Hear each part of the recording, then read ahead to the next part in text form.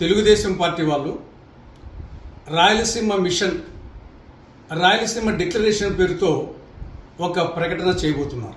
ఇది ఒక ప్రహసనం, ఇది ఒక మోసం, ఇది హాస్యాస్పదం. రాయలసీమ గురించి మాట్లాడే నైతిక హక్కు కానీ, రాయలసీమ అనే పదాన్ని ఉచ్చరించే అర్హత కానీ తెలుగుదేశం పార్టీకి కానీ, జగన్ పార్టీకి కానీ, బీజేపీకి కానీ ఏమాత్రం లేవు. రాయలసీమకు బీజేపీ ఒక శనిగ్రహం అయితే తెలుగుదేశం పార్టీ, జగన్ పార్టీలు రాహుకేతువులు.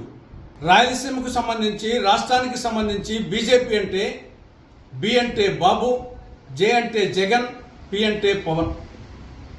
ఇలా ముగ్గురు బీజేపీ చేతిలో కీలు బొమ్మలు, కబాలీలు. ఇదే తెలుగుదేశం పార్టీ 2014 నుంచి 2019 వరకు రాష్ట్రంలో అధికారంలో ఉంది. ఆనాడు కేంద్రంలో మీ మిత్రపక్షం బీజేపీ అధికారంలో ఉంది. కేంద్ర మంత్రివర్గంలో తెలుగుదేశం పార్టీ వాళ్ళు ఉన్నారు, రాష్ట్ర మంత్రివర్గంలో బీజేపీ వాళ్ళు ఉన్నారు.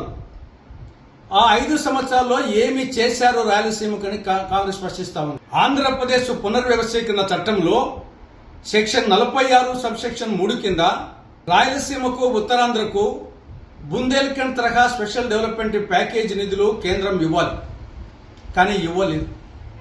ఏం చేసింది మీ ప్రభుత్వం? ఆ రోజు రాష్ట్రంలో ఉన్న తెలుగుదేశం ప్రభుత్వం ఏం చేసింది?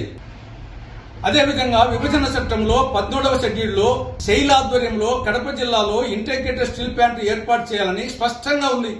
ఏమి చేశారు 5 సంవత్సరాల పాటు? ఎందుకు ఏర్పాటు చేయలేకపోయారు? దానికి ఏం సమాధానం చెప్తారు? చిత్తూరు జిల్లాలో శ్రీకాళహస్తి దగ్గర, ప్రస్తుతం తిరుపతి జిల్లా శ్రీకాళహస్తి దగ్గర కేంద్ర ప్రభుత్వము, కాంగ్రెస్ ప్రభుత్వము మన్నవరం ప్లాంట్ని ఏర్పాటు చేస్తే దాన్ని మీరు రాష్ట్రంలో అధికారంలో ఉన్నప్పుడు కేంద్రంలో ఉన్న బీజేపీ ప్రభుత్వం క్లోజ్ చేసింది. ఏం చేస్తా ఉన్నారు మీరు?